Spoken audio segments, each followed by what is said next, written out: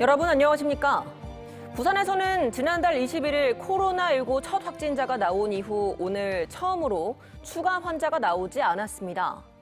우려를 낳았던 부산 첫 임신부 확진 환자는 특별한 증상은 없는 가운데 태아에 미치는 영향은 아직 불분명한 것으로 전해졌습니다. 류재민 기자의 보도입니다. 부산에선 오늘 단 한 명의 추가 확진 환자도 나오지 않았습니다. 지난달 21일 부산 코로나19 첫 확진 환자가 나온 이후 처음입니다. 자가격리자도 전날 1000명대에서 500명 수준으로 크게 줄어 부산시의 감염 경로별 방어 전략이 효과를 거두고 있는 것으로 나타났습니다. 온천교회나 성당에 있는 분들이 굉장히 많이 줄어들었습니다. 그래서 그 집단 발생된 지역들을 중심으로 그 코호트 격리나 이렇게 들어가신 분들이 해제되면은 숫자가 굉장히 많이 빠른 속도로 줄어들 걸로.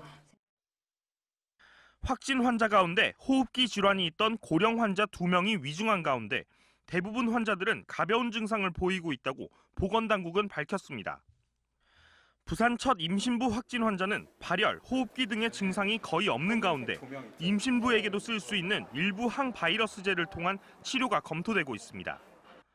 태아에 직접적인 영향을 미치는 수직 감염에 대해선 아직 불분명한 것으로 전해졌습니다.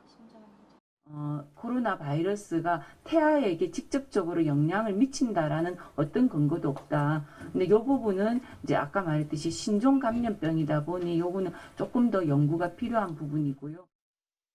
대구에서 신천지 교인들이 집단으로 거주하는 아파트가 격리 조치된 가운데 부산시는 전수조사 결과 부산 내 신천지 교인 집단 거주 시설은 없는 것으로 확인됐다고 밝혔습니다.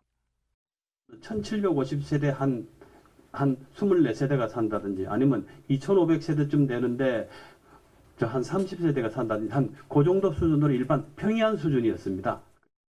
하지만 중학교 교사인 86번 확진 환자와 해외에서 입국한 47번 확진 환자 등 아직 감염 경로를 확인하지 못한 환자들이 남아있어 부산시도 소규모 집단 감염 가능성을 예의주시하며 요양병원에 대해서도 전수조사를 진행할 계획입니다.